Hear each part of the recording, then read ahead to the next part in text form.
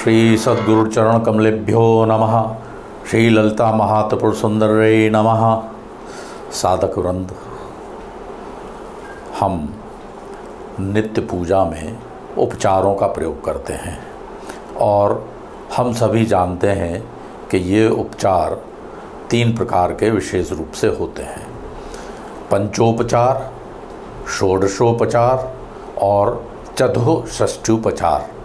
इससे अधिक संख्या में भी उपचार देवताओं को अर्पित किए जाते हैं विशेष पूजा आदि में। हम ये भी जानते हैं कि इन उपचारों का एक महत्वपूर्ण घटक है पुष्प। पुष्प के बिना ये उपचार संपन्न नहीं होते। पुष्पों का प्रयोग कई प्रकार से किया जाता है।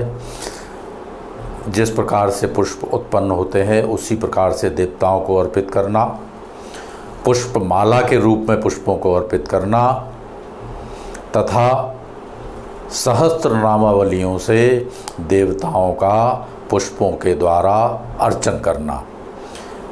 इसके अनंतर जब हमारी पूजा संपन्न हो जाती है तो हम सभी लोग मंत्र पुष्पांजलि देवताओं को अर्पित करते हैं। आइए अब देखते हैं कि पुष्पों के विषय में शास्त्रों में क्या वचन मिलते हैं।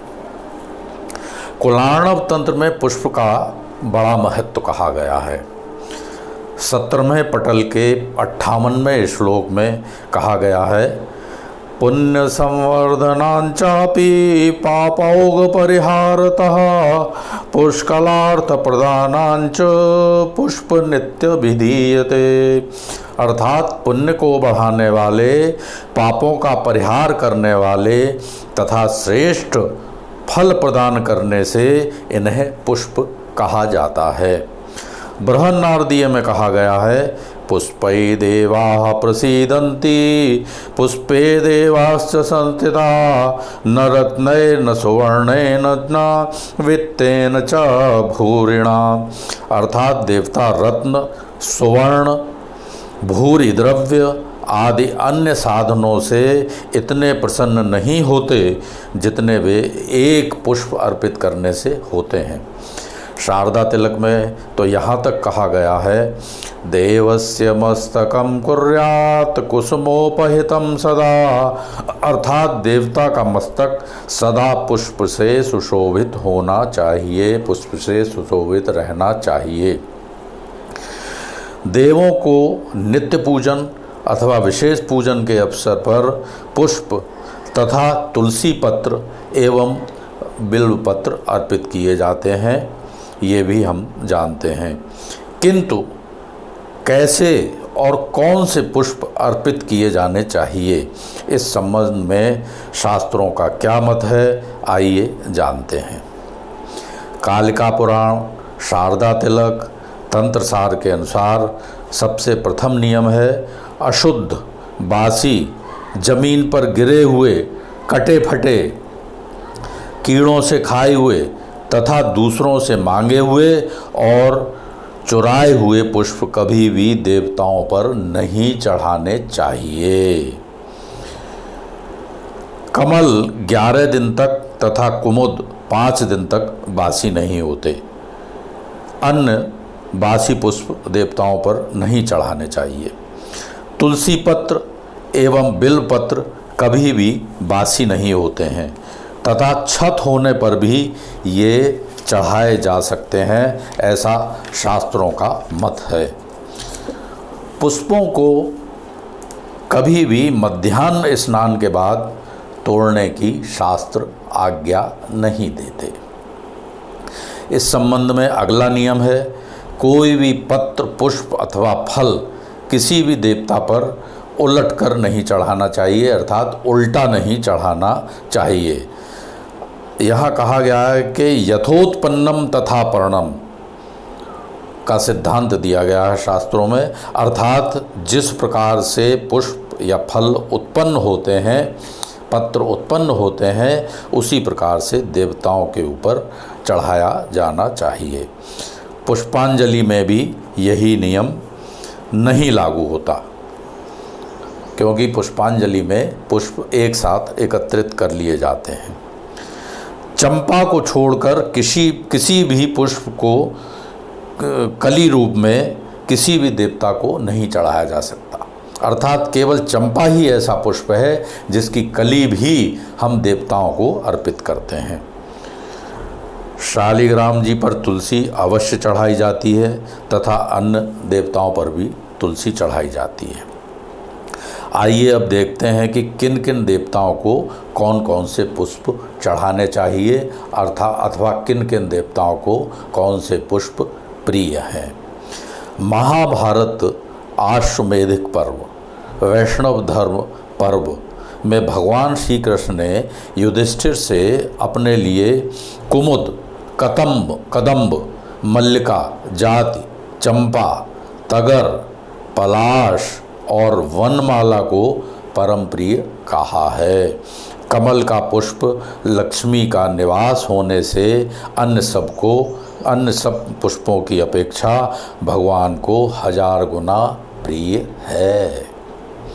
और कमल से भी 1000 गुना यदि कोई चीज़ भगवान को प्रिय है तो वो तुलसी भगवान को 1000 गुना, कमल से भी 1000 गुना अधिक प्रिय है। और यहाँ पर अगला नियम यह है कि तुलसी पत्र से यदि कोई पुष्प ना मिले तो तुलसी पत्र से हमको भगवान की पूजा कर देना चाहिए। एक और नियम यहाँ शास्त्रों में मिलता है, यदि तुलसी पत्र भी ना मिलें तो उसकी शाखा अथवा मूल अथवा मृत्तिका, यानी तुलसी के पौधे के नीचे की जो मिट्टी होती है, मृत्तिका जो होती है, उससे भी भगवान का पूजन किया जा सकता है।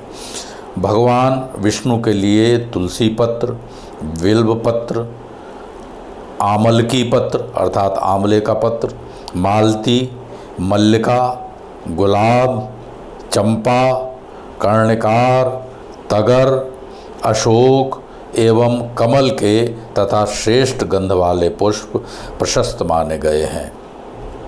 लक्ष्मी का प्राय सभी पुष्पों में वास है, लेकिन कमल उन्हें सर्वप्रिय है। यहाँ हम ये बता दें कि गंधहीन पुष्प देवताओं को और रंगहीन पुष्प देवताओं को अर्पित नहीं करना चाहिए।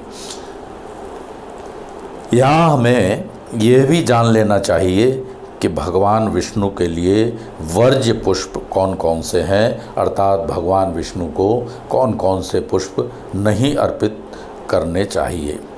ये पुष्प हैं किंकणी, अगस्त्य, धतूर, पाढ़र, पुन्नाग, जूही, निर्गुंडी, जपा अर्थात अड़हुल, आक एवं नीम। ये पुष्प भगवान विष्णु पर नहीं चढ़ाए जाते हैं। भगवान शंकर को बिल्वपत्र एवं धतूर परम प्रिय है। यूँ तो भगवान शंकर को 21 पुष्प शास्त्रों में बताए गए हैं, उनको परम प्रिय हैं। इनमें से कुछ हैं अगस्त्य, जपा कुसुम, बंदूक, करवीर अर्थात कनेर, निर्गुंडी एवं हर श्रृंगार। दूर्वा से शिव पूजा करने से आयु तथा धतूर से पूजा करने से पुत्र प्राप्ति होती है। हर श्रृंगार के फूलों से शिव पूजन करने से सुख और संपत्ति में वृद्धि होती है। ये इन पुष्पों के देवताओं को, विशिष्ट देवताओं को अर्पित करने का फल है। अब हम देखते हैं कि भगवान शंकर को कौन से पुष्प नहीं चढ़ाने चाहिए। भगवान शंकर पर कुंद और केतकी का पुष्प नहीं चढ़ाना चाहिए। इसी प्रकार देवी पर आक अर्थात मदार का पुष्प नहीं चढ़ाना चाहिए। भगवान सूर्य को तगर का पुष्प अर्पित न करें। दुर्गा जी पर दुर्गा जी को करवीर एवं जपा पुष्प अति प्रिय है। दुर्गा जी पर दूर्वा नहीं चढ़ानी चाहिए। इसके अतिरिक्त गणपति पर तुलसी नहीं चढ़ानी चाहिए। भगवती श्री ललिता अथवा श्री चक्र का पूजन हम विद्योपासक करते हैं, तो यहाँ विद्योपासना में किन किन पुष्पों का प्रयोग किया जाता है भगवती ललिता के ऊपर चढ़ाने के लिए, वो हम बताते हैं। श्रीचक्र पर रक्त पुष्प, जपा पुष्प, बंदूक, अपराजिता आदि चढ़ाने का विधान है। भगवती को रक्त पुष्प बहुत प्रिय हैं जिनमें सुगंध हो।